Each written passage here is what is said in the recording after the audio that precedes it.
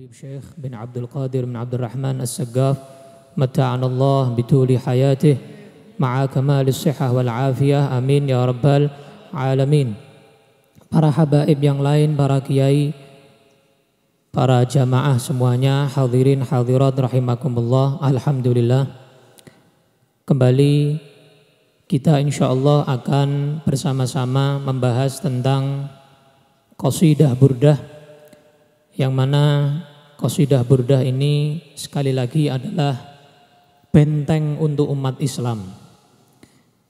Saya teringat, dan ini pasti sudah populer, perkataan daripada Sultanul Ulama Al-Habib Salim bin Abdullah Syatiri. Beliau Al-Habib Salim Syatiri, beliau berkata bahwa tahsinul burdah aqwa min tahsin hizbin nawawi. Penjagaan daripada kitab burdah untuk dijadikan wirid, rutinitas, itu lebih kuat, lebih dahsyat daripada merutini hizibnya Imam Nawawi.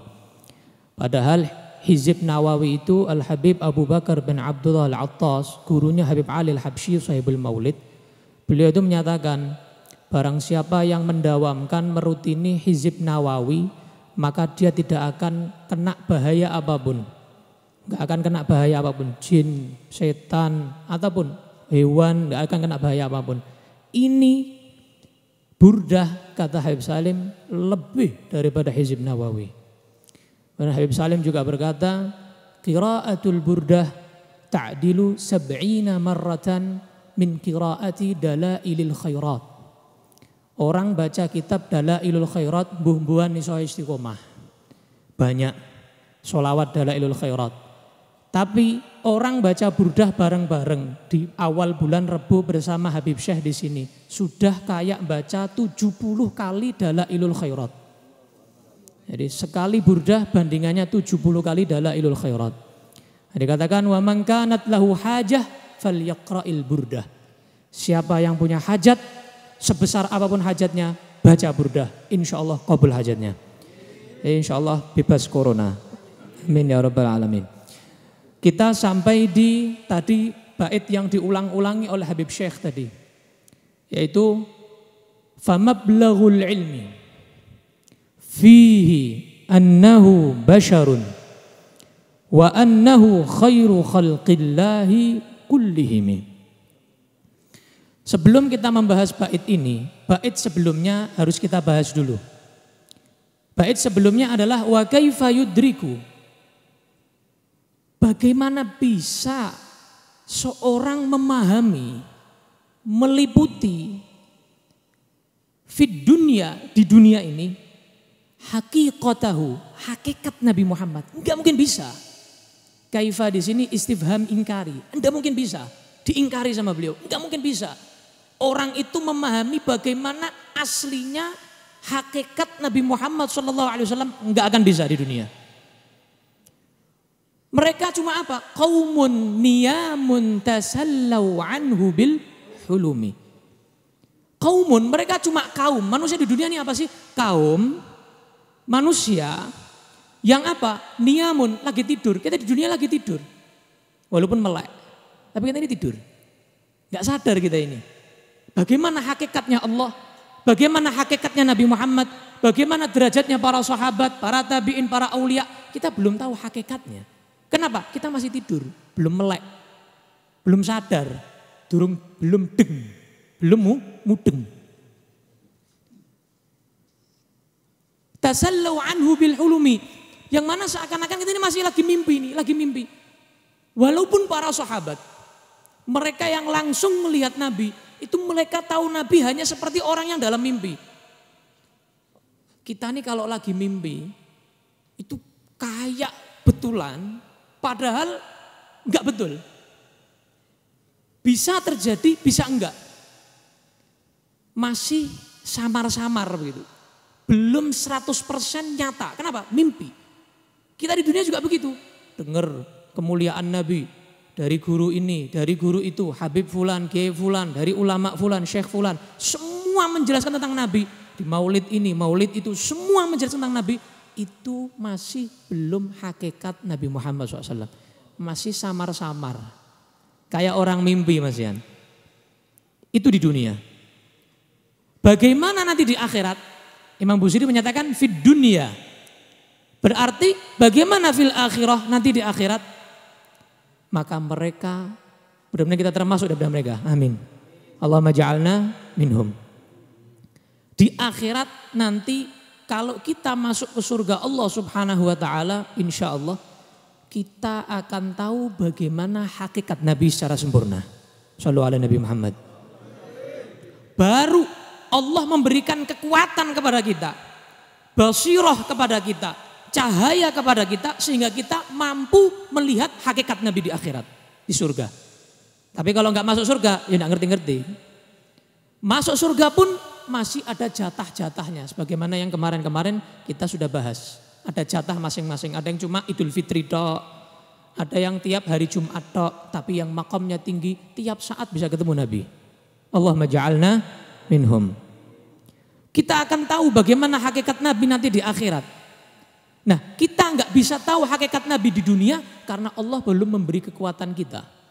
Allah masih memberikan kita kelemahan sehingga kita seperti orang yang mimpi dalam hakikat derajat Nabi Muhammad SAW. Makanya dalam hadis ada yang menyatakan ini bukan hadis tapi perkataan Imam Ali bin Abi Thalib karramallahu wajhah, an-nasu niyam.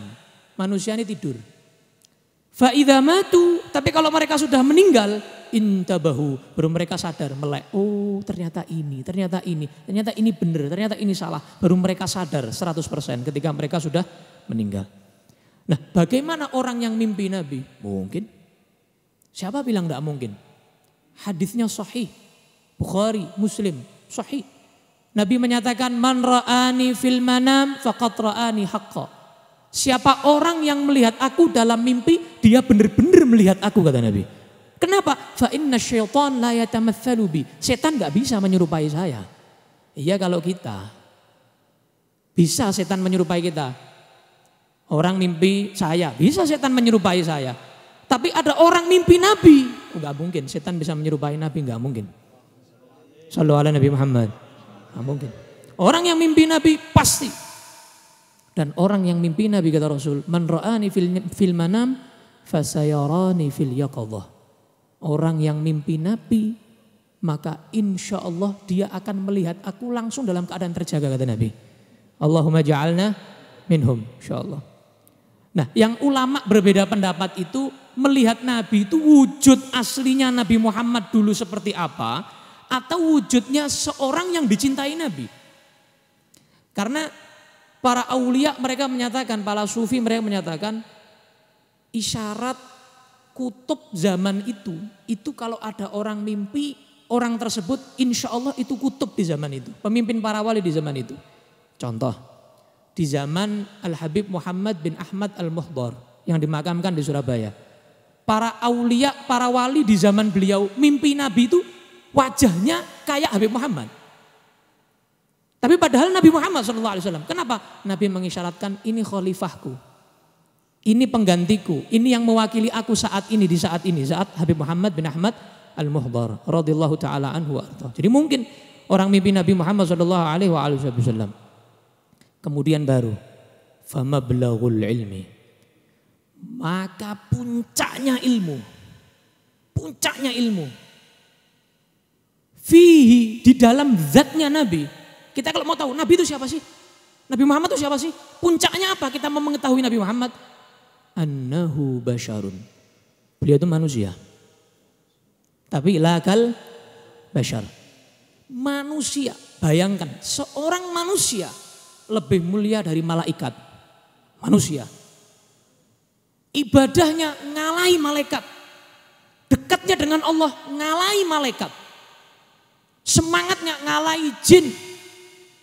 Ngalahi semuanya. Seluruh makhluk Allah. Siapa yang paling mulia? Nabi Muhammad. Wa annahu khairu khalqillahi kullihimi. Dan Nabi Muhammad adalah sebaik-baik makhluk Allah. Bukan manusia.